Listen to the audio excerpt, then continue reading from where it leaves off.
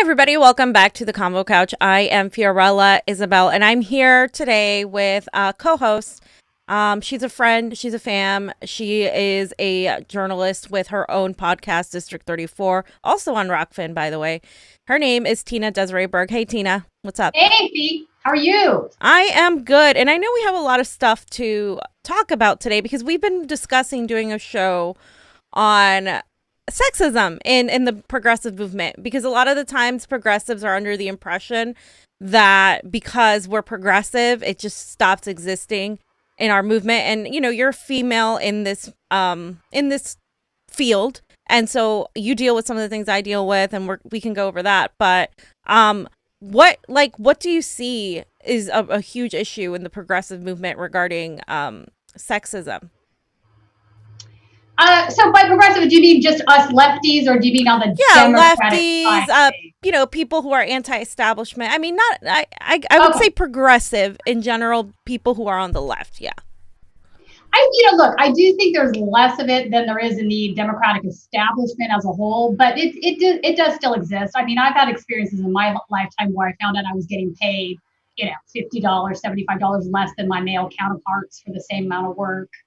I came up in the 90s, and, all of these stories that you hear about the 90s are pretty authentic. I know, I experienced some stuff that I don't really generally talk about publicly, but when I hear these stories about Harvey Weinstein, et cetera, I believe them, because I lived through some similar experiences. And it was much more pervasive back then. It was much more loud. But it seems to me that we're sort of going back into that circle right now. And I think the Tara Reade situation is a really prime example of it. Yeah. A lot of the arguments that are being used against Tara were arguments that I thought we had put away for good. I thought that maybe we had finally come to a place where victim shaming wasn't the norm, where if a woman came out and told her story, it wasn't about attacking her character or assassinating anything that she might have done in her past, where it was actually maybe listening to the details of the story, looking at the corroborating evidence, and realizing that whether or not she bounced a check 2 decades ago was totally irrelevant to the situation. Right. So speaking of Tara Reade, you brought her up. I feel like there is a battle to discredit her.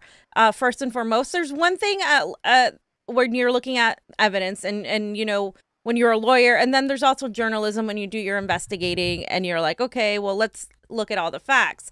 But from in my opinion, even on the left, there has been this sort of like desire to discredit her, whether it was because of how poor she was, how much money she had, how she stayed silent for so long, like why did she do this? They went as far as to talk to her landlord. So right now, What is happening is the New York Times released an article where they discuss that her original lawyer dropped her, and a lot of the media was making a big deal because he is a conservative and he is supportive of President Donald Trump. Right. So unfortunately for her, that was something that a lot of the neoliberal mainstream media were saying, oh, well, he's a Trump supporter. He just wants to, this is all a plot to get rid of Joe Biden and to be pro-Trump. Why are we politicizing sexual assault? It should be politicized at all, but it's being politicized by both teams. And we saw the same thing happen with Blasey Ford. Yeah. Look, sexual assault, sexual harassment, rape, these things should not be politicized. They should be, we should not be looking at somebody saying, oh, she's a Republican, it's okay that she got raped. No, it's not. It's not fucking okay that she got raped. Right. It shouldn't be okay, period, across the board. And every time somebody politicizes one of these situations, they make it more difficult going forward for the next person, for the next victim, or whoever else to tell their story. It's something needs to change, and it's a culture in this country. And we're not doing a good job policing it within our own ranks. Like we can talk about the 3 articles that I have seen in the past week against Tara Reade. All 3 I found incredibly disturbing. The New York Times was one of them. One of the things they went after was saying that she was lying about her degree. Yes. Well, I emailed Tara and I asked her for a copy of her degree, and she sent it to me. Yeah.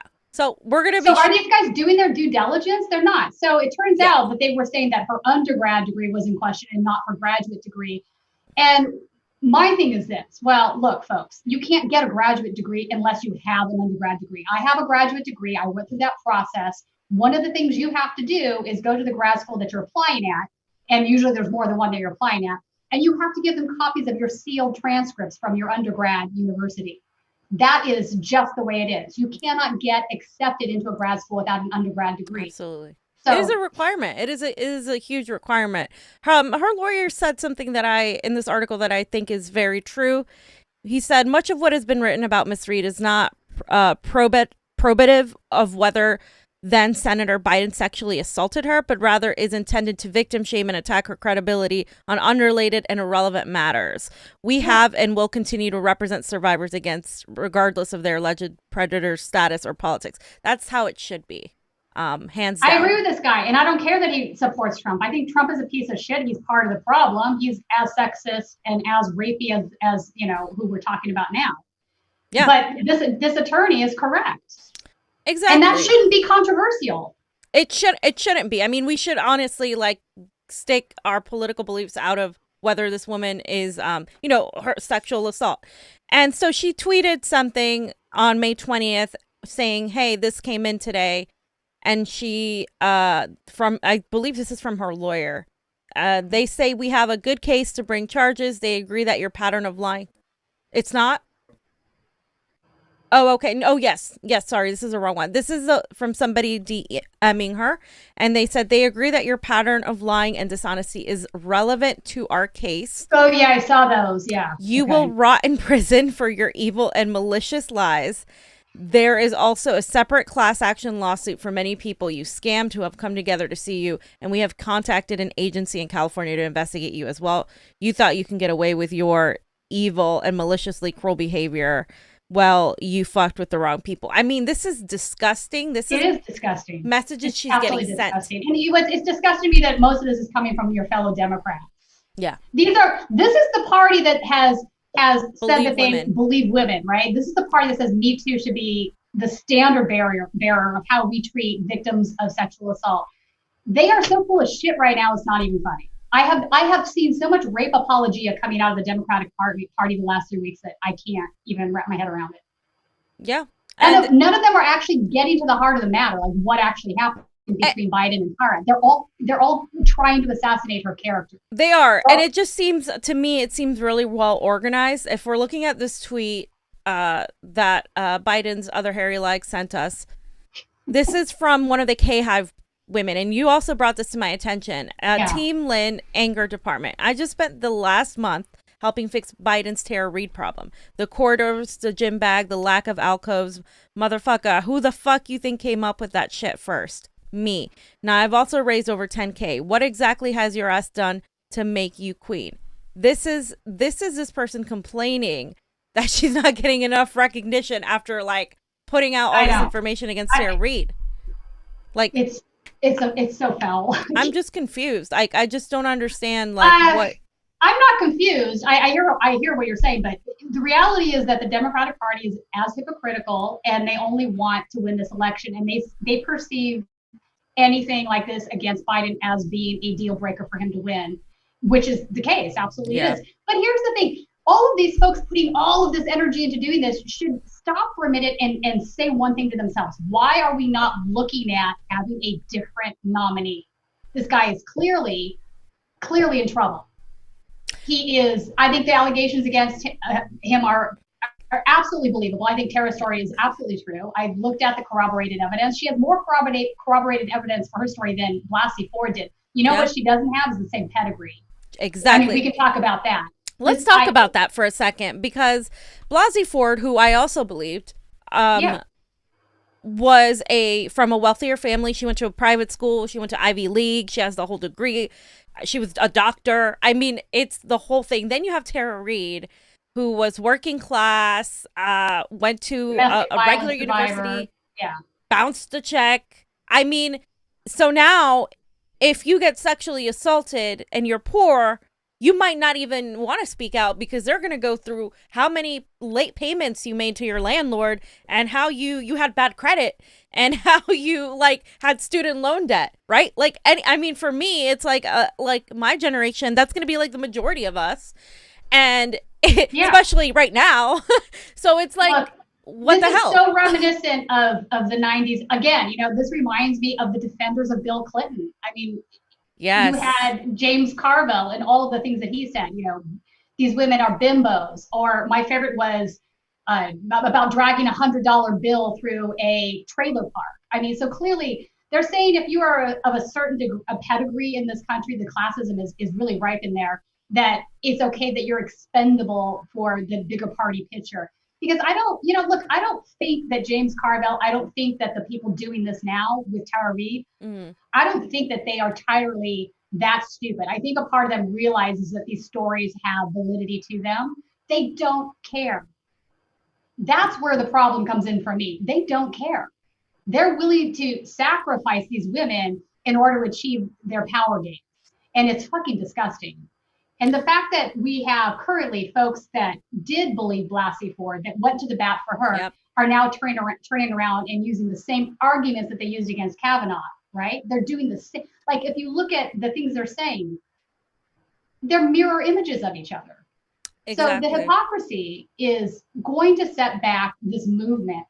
I mean, you can call it the Me Too movement, you can call it something else, but this is going to set it back decades, in my opinion. And it's a shame that it's coming from folks that were claiming to be champions. And Alyssa Milano, I'm talking to you. Exactly. And it's also giving the Republicans more ammunition to really Of course like it call is. out the hypocrisy. I mean, Trump can literally say, "Well, well, look at creepy Uncle Joe. Look what he has done." Like he can Yeah. literally go back at them with the same thing. See, here's And the punchline. I said I might grab him by the pussy. Biden actually did. exactly, bottom line, Biden actually did. And how do you defend that? You can't. You don't. Um You don't. Nor so should you have to. I mean, this shouldn't even be a conversation we should be having. This should be disqualifying and destroying. The fact that it isn't is really disturbing to me. Also, the PBS article, we should talk about that. The 75 happy ex-staffers article. Again, what bothers me about some of this mhm, is these folks are saying we're doing journalism here, right? yeah. This doesn't pass the smell test for me, and I'll tell you why. As a reporter, you cold call people, right? You want to get to the bottom of finding something. You knock on doors. This is what you do. So in order for you to find 75 happy staffers, think about how many calls you would have had to make if you were just cold calling. That's a lot of phone calling, right? Yeah. Obviously, the people that are unhappy, they're seeing what's happening to Tara Reade. They see what happens to other people that voice any sort of opinion on this that's supportive of Tara. They get dragged to the mud. So they're already going to silence out those people. They're not going to have the courage, most of them, to speak up for obvious reasons. They have nothing to gain by doing so on top of it. But also, that's a lot of phone calling. So it doesn't pass the smell test in the sense that I don't believe that there wasn't corroborated work being done with the Biden campaign itself on that. I just don't. And Yeah. if you go through and you read that article, it's some of the same tropes, right? He's Yeah. a good guy. He's always treated me well. Well, here's the thing, folks. Men can rape one woman and treat another woman perfectly fine. That is not out of the ballpark of reality. That's the norm. Yeah. You think every serial killer that's ever been married was married to somebody who thought that their husband was a serial killer? They Come had on. no idea. They had no idea. That's the thing. Like it's a So this completely proves different nothing. Yet they're MO. using this as the standard bearer of proof that Tara Reade is lying. It's totally bullshit. Meanwhile, there is somewhere at the University of Delaware a paper about her complaint that she filed when she was on staff. Meanwhile, there are folks that are telling you that she was no longer overseeing the interns. Then she was let go. I mean, if you look at the paper trails of all of these circumstantial things, they support Tara's claim. And I don't, look, even Jon Stewart, and if you haven't seen this, folks, you should go check it out. Even Jon Stewart talked about how gropey and handsy Biden was back in 2004, 2005, sometime. I can't remember exactly when that was. But there's a video where they did with Samantha Bee, of all folks, Yeah. where they were talking about how handsy he was and how inappropriate he was with women. None of this is out of his character. Well, that's the thing. There's ample evidence in videos of Joe Biden being handsy and being inappropriate all over the internet. This isn't like it's coming out of nowhere. There are other accusers that are out there accusing Biden of sexual harassment, sexual assault, different, different layers of it. So to say that this is, oh yeah, Joe Biden treated me okay, so he's innocent, that doesn't hold up in a court of law either. It's completely irrelevant. So there have been a lot of people, some on the left, who have tried to discredit Tara Reade in the worst ways, right?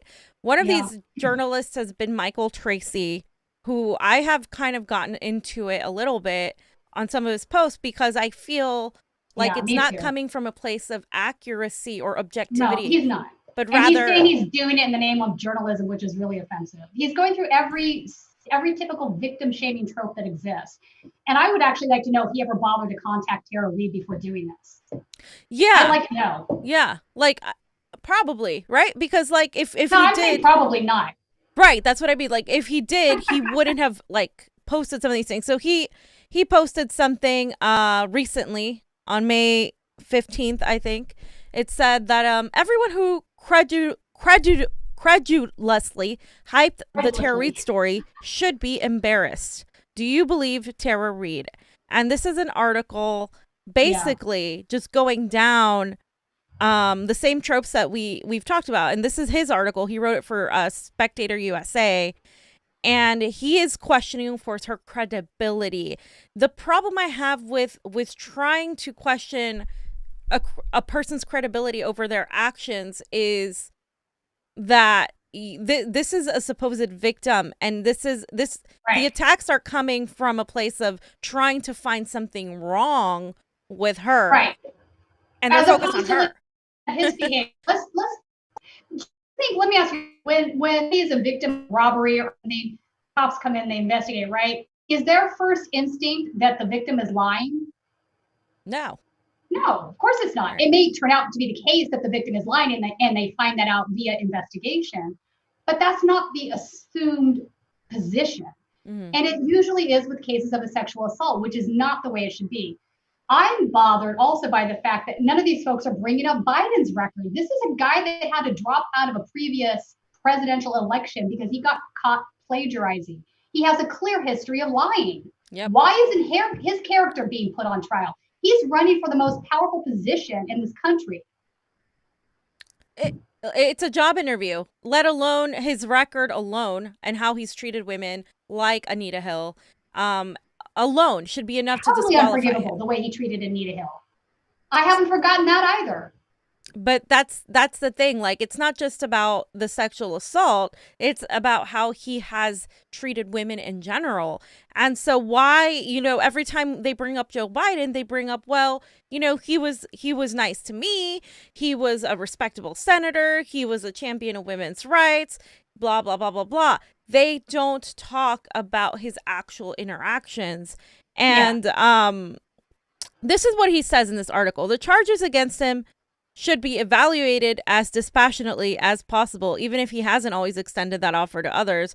The actual truth of this allegation, as in whether a preponderance of the evidence supports the conclusion that Biden did corner Tara Reade in a Senate hallway in 1993 and digitally raped her, seems to have almost become a second or third order concern. Almost immediately after Reade began publicizing the latest version of her story on March 25th, online commentary came to be dominated by debates over whether the, quote, believe women cliche propounded by the Democratic Party officials was being equally applied. Over and over again, the president of Christine Blasey Ford and Brett Kavanaugh was invoked. Certainly many prominent Democrats adopted such credulous slogans during the Kavanaugh saga, which has now come back to haunt them in the nation as the nation litigates another woman's sexual assault allegation. Okay, so here's the problem I have with this. I have multiple problems. Believe women. Okay, I understand. He's already coming from a place where he doesn't think across the board, because he's doing the same thing when it comes to Blasey Ford. This is a guy that has misogynistic tendencies. That's what I feel. So I understand. Okay, here's the thing. I understand that the Believe Women thing has been co-opted by neoliberals. I understand that they have completely exploited and made a tiny, they have exploited it and pretty much devalued the Me Too movement by using identity politics and exaggerating it to a point where it's superficial, where women aren't really being supported intersectionally. We've all criticized like the Me Yeah. Too movement for that. The people Look, like, the white feminism stuff, I'm yeah, on it's board the with latte criticizing all that. feminism. That doesn't mean That doesn't that mean this exactly. isn't real. Exactly. This is my problem with the These things are progressive not men. mutually exclusive, Michael Tracy. It They're not. it's not, and it's not exclusive to him either, because I have seen this argument be put out by men Oh, I online. have two. I have two. Every time you bring in an issue that has any regard to sexual assault, or you're like, wow, like this is sexist, a lot of progressive men roll their eyes and they're like, oh, there's a social justice warrior, here's a Me Too like woman. No, sexism is very real. It is It very is. much there. We just, I feel like, almost to a point, we, the progressive movement, don't even want to talk about it as women, because we feel like it's kind of an issue that's still there. Like, they don't want to talk about it, but then it's like, I don't want to get thrown into the whole like, oh, I'm a, you know, I'm a regular latte feminist that just Yeah. goes and wears a pussy hat. Like, no, I'm not okay with that, because it's a I'm not vapid. okay with that either. Look, I just want my whole damn dollar, honestly. I mean, it's I don't not need much to I don't need ask. a man to make me feel okay. I don't, because here's the thing, I don't view myself through a patriarchal lens to begin with. So unfortunately, a lot of women that identify as feminists, they are still identifying themselves through a patriarchal lens. I see this time and time again. Yeah. And women need to let that go. Honestly, ladies, let it go. Why do you care what some man thinks of you? Why do you want to view yourself or judge yourself through a lens that's entirely run by a patriarchal society? So like, I don't understand, for example, let me give you an example. I don't understand women that come down on sex workers or porn stars or whatever. I don't care. Look, if that's what you want to do for a living and it's making you happy, power to you. I'm not going to judge you for it. Whereas a lot of these feminists that you're talking about, they're going to say, well, no, these women, they don't know that they're making poor choices and they're harming themselves. And but again, that's through a patriarchal lens. The only way you can make that assumption is by viewing their actions through a patriarchal lens. So I think we need to let go of all of that stuff. And honestly, I think what most women like you and I are talking about is we just want fair treatment and we want our whole damn dollar. And if I fucking want to report a rape, I should be able to do that without somebody bringing up my bounce check from 2 decades ago. Exactly. Like, I'm like, geez, like, I hope I never get raped, because they're gonna bring up whatever, like, oh, she freaking didn't pay this on time, blah blah blah. You must not believe her. Like, Yeah, that's what I look, see as the problem here. Another thing, I don't know terrible. about you, but I barely remember what I ate like last week. Yeah. He's like trying to find like, oh, she said this and she said she only told 2 people, Yeah. but then she went back and said something else. It's like, I mean, looking at it, somebody that's been victimized by men, which she has her like most of her life, um, you know, she's gonna be somebody that is a little bit nervous and is a little bit Fragile, yeah. wishy-washy on certain things. It's normal for a normal person, let alone somebody that's been traumatized and that's obviously going through PTSD. And so I just feel like it's unfair to subject her to that sort of like rigid questioning, when you really like, you really, all you have is the evidence that Joe Biden has been like this with multiple women. You have this woman who is speaking out because he's going to be president, or he's the presidential nominee, and you know, and she's accepting all these relentless attacks against her. It's not something that anybody would. What is she gaining from this? She's gaining absolutely nothing from nothing. this. It's horrible to be dragged through the mud. I mean, look, let me tell you on a personal note. One of my best friends back when I was in college was raped, and I went through that whole experience with her, including the trial. And one of the things that happened that stuck with me to this day was the defense attorney literally held up her underwear in the court and said, "Look what she was wearing. This is what she was wearing."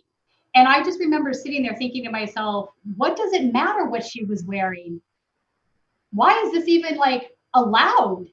How is this even fucking allowed?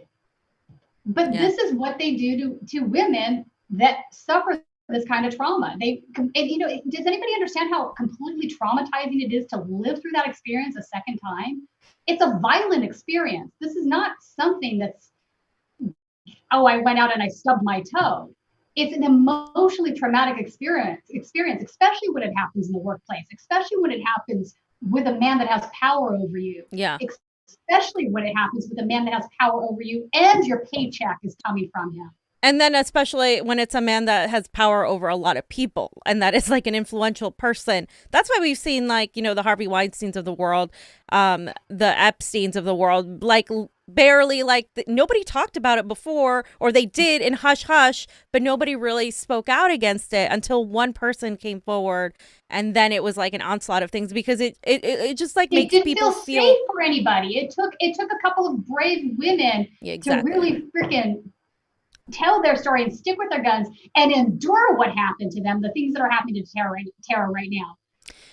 In order for those gates to open. And I don't know, I'm really angry about this because I am really tired of people that say that they're defenders of this stuff to turn around and time again, they're not defenders of this stuff. And like, look, it's been how many years since Bill Clinton was in office? I'm not over that. Yeah.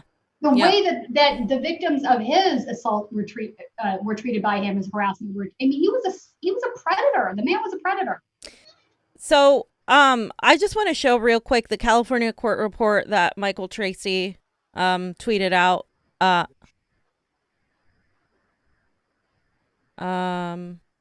We'll go back. So I'll show that one, and that one, this one has, of course, the California court report of Tara Reade from 1993 of August 2nd in San Luis Obispo. And it says misdemeanor, court level / degree. This is from the bounce check. But here it says this is now confirmed to be an authentic. Really, Michael? She fucking bounced a check so she deserves to be raped? Is that what? That really? He tweeted this without knowing what the hell he was doing. Willful intent to defraud. 4 days before she was officially terminated by Biden's office on August 1983. I would have deleted that tweet by now if I were him, because that is you're trying to imply that she's committing fraud. He's a full-blown victim shamer. He's standing by his stuff. When she bounced a check, I mean, to me, it's like you're trying to imply all that when she bounced a check. He's basically saying, and it's the same people that are saying the same thing about her, her critical literature stuff that she was doing about Russia. So she's a Putin lover now. Like, none of this is relevant. And it doesn't mean she deserved to get raped in the same way you like do this to Republican women, right? No, because they're a Republican, now they deserve to be harassed, raped, whatever else. I'm so sick of this stuff. Johnny, you had something? We have literally no moral high ground when we do this. We are not fit to fight. The next comment after that, he says, it's bizarre that people are so offended by my reporting this. They prefer that pertinent information remain concealed, I guess. Please, don't give me facts. I would prefer that you didn't victim shame, asshole. That's what happens when you use belief as your evaluative standard, like we're dealing with religious dogma. Yeah, he just says a bunch of ridiculous. Hey, there's Tina's. There's Tina's tweet. I gave him some what for. You aren't reporting, you're victim blaming. I don't see any other. I stand by what I said. He's not reporting. He's victim blaming. Michael, how is this relevant? She bounced a check so she deserved. Again, I'm going to say this. How is this relevant? How does this have any fucking bearing whatsoever on what happened to her? I mean, it's not, and we're going to show you. Look, it'd be one thing if they were discussing the merits of the case, but they're not doing that. So, Tina, they're not doing that at all. They're just going after her character. This is the typical victim-shaming character assassinations that we've seen for decades against rape victims. It's got to stop. And it's coming from progressive voices, too, which is why we're having this discussion. So Johnny, you want to read that? Yeah, so he had a tweet. It says, Antioch University, emphatically denies that Tara Reade ever received a degree. Unless they're lying for some bizarre reason, Tara Reade falsified her credentials in court. Again, congratulations to everyone who promoted this complete fiasco of a story.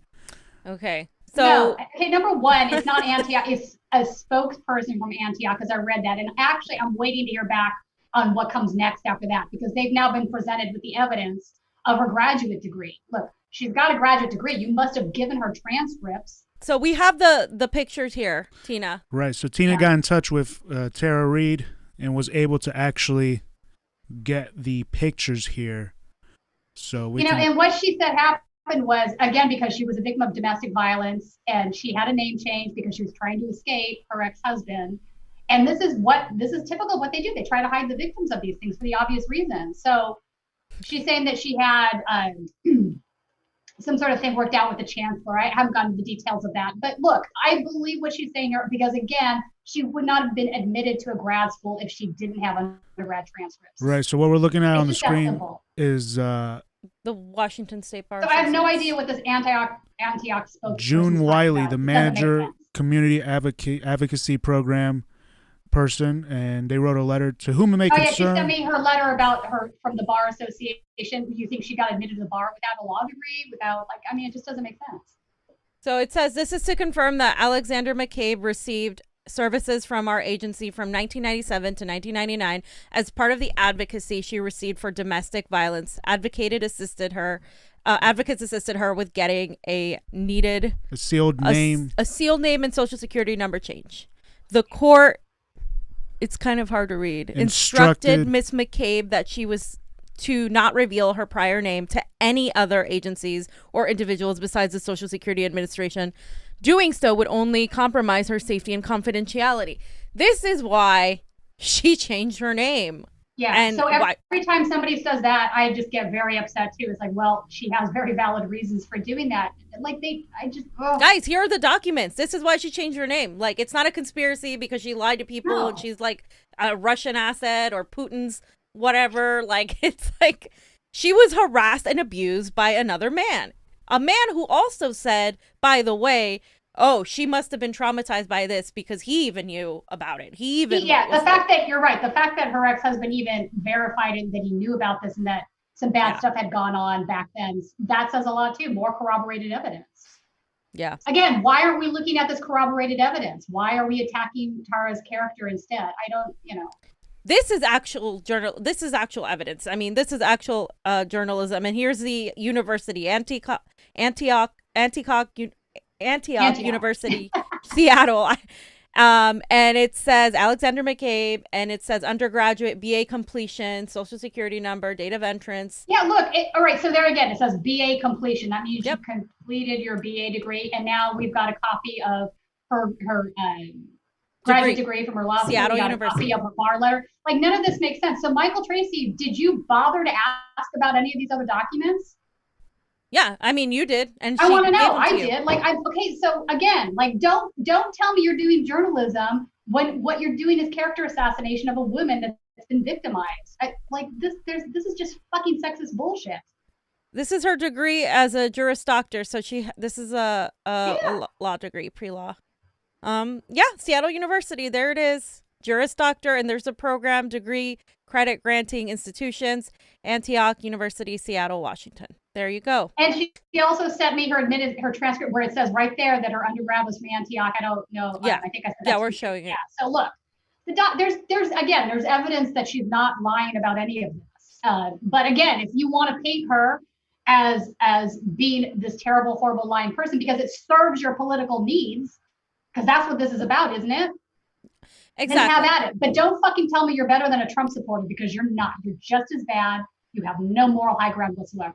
And I just think like it's irrelevant. I don't care who you support. Like, it's just like, to me, this is like, it's the same attacks that both the right used against Blasey Ford. It's the same attacks now that the Democrats are using against her. If you're a progressive writer, at least look at every single thing. Go ask Tara Reade where her documents are. I mean, these are her documents. These are it. There's no, I mean, seriously, like, it would take a lot of work to like fabricate a fake document of university. No, they're definitely not fake. They're definitely not. The grad degree has been verified. So the only thing we're really waiting on at this point is for Antioch University to respond to the receipt of these documents. So that remains up in the air a little bit to see what they're going to say. Like you said, no graduate degree is going to accept you unless you prove you have a bachelor's degree. 100%. I mean, I've gone through this process. Like, anybody that's gone through this process will say what I'm saying right now. You have to take sealed transcripts to the university that you're applying to, or you have to have them sent by the university, your undergrad university. They won't even consider you without this. So, Tina, now that we've gone over Tara Reade, I want to know, as a woman in media, like when you do things, like when you go live and you're on a video, I don't know about you, but I've personally gotten, men and women both commenting on like, oh, hey, don't wear this color lipstick, or don't wear this shirt, or do that. Like, and Pasta, who they never tell him anything, he can, like, it doesn't matter. These are things That's that ridiculous. we have to worry about, and it's kind of like whatever, it's in the back of my head, but these are things that are obnoxious that we have to worry about. But it's so as relatable as what kind of underwear you're wearing, and if it's too sexy, and all of these things get brought up in court, and it's, to me, crazy. I mean, I understand that there are some false accusations. I've been friends with people who have been falsely accused of things that they didn't do. No, there are false accusations, but those are the exception to the rule. That's like maybe 3% of the cases.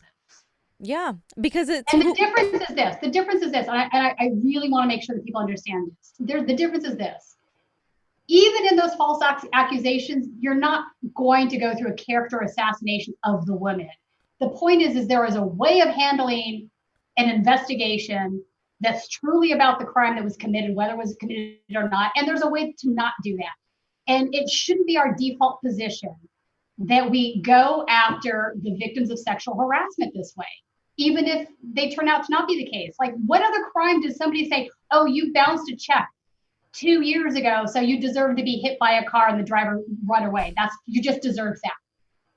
That sounds ridiculous, right? Well, it should sound ridiculous. The point being is that these things are not, this only happens in cases of sexual harassment and rape. I don't know of any other crime where this happens. And I also want to point out the double standard, right? Because as much as I disliked Katie Hill and I didn't think she was a great politician, she had to resign because that was wrong, pictures were leaked of, her affair and all this stuff. That was wrong. But we can look at Joe Biden. Joe Biden hasn't resigned. And then we can look at Monica Lewinsky and Bill Clinton, because that is the first thing I remember about politics. Actually, that is the first memory I have about anything political. I remember being really young, and I remember seeing the whole thing play out. And the whole time I'm like, wait, like people were saying vile things about her. Like, they were saying vile things about her, and they were saying that she was lying. Like, it's the playbook to a T. And then Bill Clinton comes out and he says, I did not have sex with that woman. Well, it turns out that Bill Clinton was lying the whole goddamn time, right? Yeah. And then she wasn't lying. And then he admitted he had relationships with a 22-year-old, him being 49, because he was trying to manage his anxieties. So so he admitted that that's why. Yeah, I remember that. So to me, manage it's like his anxieties. Oh God. But it's like, to me, the whole point is like, at such a young age, I was already like understanding that as she, a woman, she was like the end. Because I remember people around me saying, oh, well, Bill's great. Like, he was able to get a young woman and blah, blah, blah. People were like, oh, well, okay, that sucks he did that. But who cares? That's just his personal life. Like, I still support him. He's still wonderful. And that reputation, he managed to keep that reputation for years. Like, and her reputation was completely destroyed. So that's what I'm getting at, is like, if you're a woman, you can't make any mistakes. You have to be perfect. No, or like, the point is this too, is that, or if you do, and you come forward in the way Monica Lewinsky did, or the way Tara Reade has, and a million other women that are out there, you pay a price for that. Yeah. And that's not how it should be. This is why it's so difficult for women. Like, then people say, well, why did she say something 30 years ago? Although in Tara's case, she actually did. Yeah. Most of the time women don't, because of this stuff, because of the way they're treated when they do. It's really that simple. It really is. And you don't want to start, like, a lot of the times you think like, oh, maybe I'm being dramatic. Maybe this is like, I shouldn't even mention this. It's just going to bring all these problems. I mean, that's really it. I mean, that's what goes through your head. And I just think we need to move, especially progressives. We should be leading the way in changing that behavior, not going back to that in that direction. And when I see that happening in our circles is when I'm like, okay, This is a problem, and I've experienced it here in LA in the activist community. I've seen how the dynamic is. We have a lot of work to do it, and just because we're calling out sexism and you know, talking about rape and issues of that harassment doesn't mean that we all of a sudden agree with Alyssa Milano and the way they conduct their superficial view of feminism. They're not feminists. They're brand slogan. Yeah. She still sees the world through a very patriarchal lens. I mean, look at the whole sex strike thing. That was ridiculous too. Yeah, that's. I think in America in general, we have a really big problem with the way we view sex. Sex is not viewed in a healthy way culturally for some reason. Yep. And that's part of the problem. Sex is still looked down on. Like if you're if like you're women aren't allowed worker, to enjoy or like sex for some reason. If they do, then they're a whore or something. Yeah. Like, no, that's not how this works. Like, don't wear this. You look like a whore. Don't do this. I mean, that's just ridiculous. That's the kind we of. We need to have a healthier view of ourselves, of our sexuality, of each other. And really, I think once that happens, this other stuff will sort of drift away, because a lot of it is driven by this viewpoint of women where you're either a whore or a virgin, which is just totally ridiculous to me. Really? That's totally like Christian. It's like, you know, based on Christian ideology. That's what it's based on. Totally puritanical. You know, like I talked, so my family, as you know, is from Malmo, Sweden. I mean, I talked to my Swedish sisters. They don't have the same sort of course, there's some similar problems there. I'm not saying there isn't, but the viewpoints are also a lot different. Like, for example, in Sweden, all sex crimes are prosecuted as sex crimes. You know, it's not, rape is if you grab a woman's breasts without her permission in public, that's rape. You know, it's not like here where there's degrees of what you can and can't do, and boys will be boys and all this kind of bullshit. I mean, it's wrong. It's definitely our culture. The United States was founded on by Puritans, and so it is still a very conservative country. And I think, you know, like that's going to also go with the movement, with how we do it. So we have the responsibility. We need to be better leaders in this. And you know, look, as women, we need to communicate maybe better with our brothers, and maybe let them know, like, you know, why this isn't okay. Maybe they just don't know. I don't know, but. Agreed. So just to finish up the show, we couldn't not mention this because it's regarding Biden, number one. And I just want to point out, Biden has several sexual assault accusations. He has his record. He has his mental instability that we're seeing. And then he has this. If anybody else were to say this, we would be asking them to step down. Biden went on the show called The Breakfast Club. And let's hear what he said, because what he said is shocking. It's I don't even know if it's it's just it shouldn't be, but it's still shocking to me because it's so. Yeah, let's just. Well, thanks so much. That's really our time. I apologize. You can't do that to black media. I can't do that to white media and black media because my wife has to go on at 6:00. Okay. Oh, I'm in trouble. Listen, you got to come see us when you come to New York, VP Biden. I will. It's a long way until November. We got more questions. You got more questions, but I tell you, if you have a problem figuring out whether you're for me or Trump, then you ain't black. It don't have nothing to do with Trump. It has to do with the fact I want something for my community. You know, thanks so much. That's really our time. He wants something for his community, and Biden's response is, you're not black. You're just stripped of your identity because you're not interested in me. This is like the 9th billionth time that Joe Biden is saying, if you don't, you know, if you're not for me against Trump, then you're not black, or don't vote for me, or like something stupid. What the hell does this man think he is? Honestly, that is shocking to me. And what his trigger was is we have more questions. How is that a trigger? Look, this is something else that's been bothering me for decades in the Democratic Party. This idea that Bill Clinton even propagated about the firewall, right? Yeah. So they don't. You just expect them to give you your vote without doing anything to earn that vote. Is that really it? Because that's what you're saying, and that's really jacked up.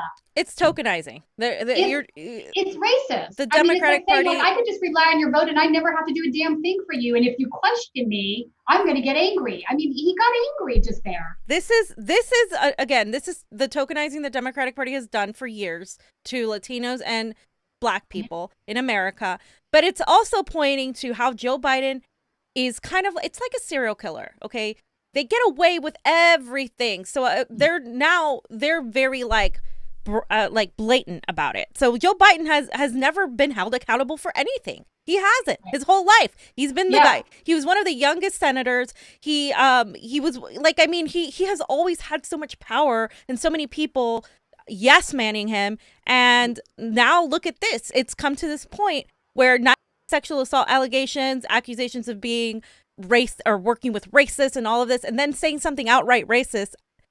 It's okay because he's gotten away with it time and time again. We are the ones who stop it right now. We are the ones that have the ability to say something.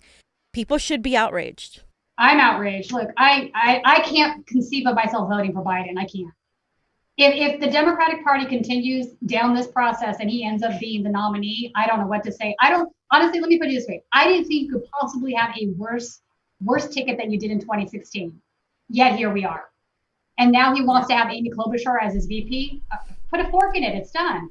Anybody who he has as VP at this point. I mean, as long as he's on the ticket, I think it's done.